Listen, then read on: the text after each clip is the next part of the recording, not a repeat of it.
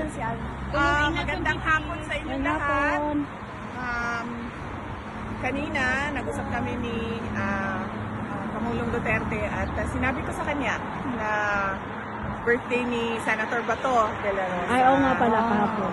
Sabi ko, meron ka bang message kay Senator Bato de la Rosa? At sabi niya, happy birthday, Senator Bato.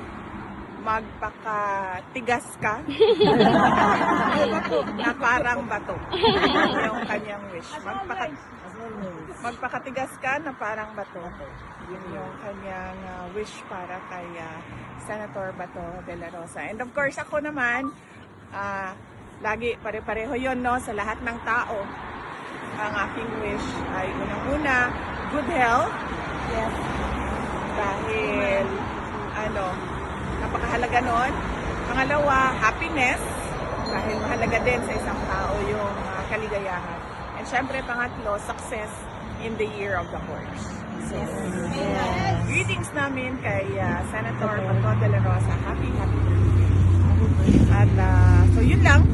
And sa inyong lahat na nandito sa Duterte Street at tuloy-tuloy na nagpapakita ng suporta kay dating Pangulong Rodrigo Duterte, pinapaabot namin ang aming taus-pusong pasasalamat.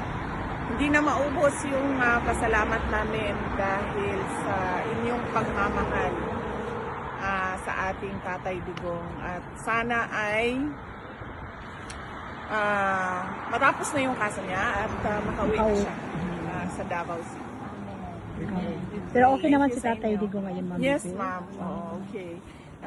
Inimbita nga ako ni ma'am na kumain. Sabi ko na masyado akong maraming nakain sa loob kasi gusto niya habang nagkukwentuhan ay merong kinakain, may pulutan. Tapos yung alak namin, Sprite Zero. hindi na Coca-Cola. Zero. Hindi Coke ang hiningi niya ngayon. Sprite ang so hiningi nagbago niya. na talaga siya. Pero Sprite. Zero pa rin na Sprite ang kanyang preference ngayong araw na ito. So at least, So naubos na namin yung Sprite sa Venlo. Kanina, pagkatapos na doon sa isang Sprite, ay lumipat na kami sa Fanta. Yung exotic Fanta. Zero pa rin. Zero pa rin, hindi na. Marami pa kasing Fanta na orange, ma'am. Pagkaubos yan, ma'am, I'm sure aabot na kami doon sa exotic.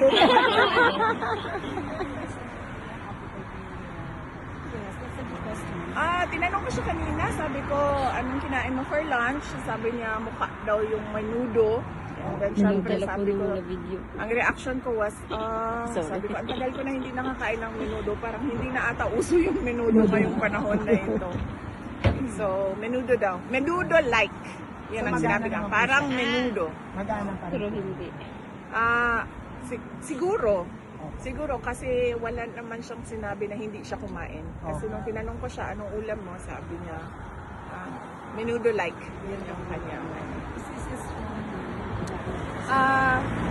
For an 81-year-old ma'am, normal siya na hirap maglakad. Hindi naman lahat, pero karamihan ng 81 years old ay sidindan talaga. Hirap na rin maglakad. So may tungkod siya. Ganun. Yes, sinabihan ko siya, ma'am. Pagdating ko, nagmamano ako, tapos imayakap ako. Sabi ko sa kanya, marami ang gustong nagpapaabot ng yakap sa'yo. Tapos, bago ako umuwi, nagmamano na naman ako ulit at niyayakap ko siya ulit. At sinasabi ko, marami ang nagpapaabot ng pagmamahal sa'yo. So, medyo routine yun. Yes. Thank you so much. Ang concern ko is hindi ko maisa-isa ba kung sino yung mga nagpapaabot ng yakap dahil sobrang dami.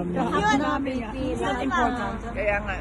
Kaya sinasabi ko marami ang nagpapaabot ng yakap. Yun na lang yung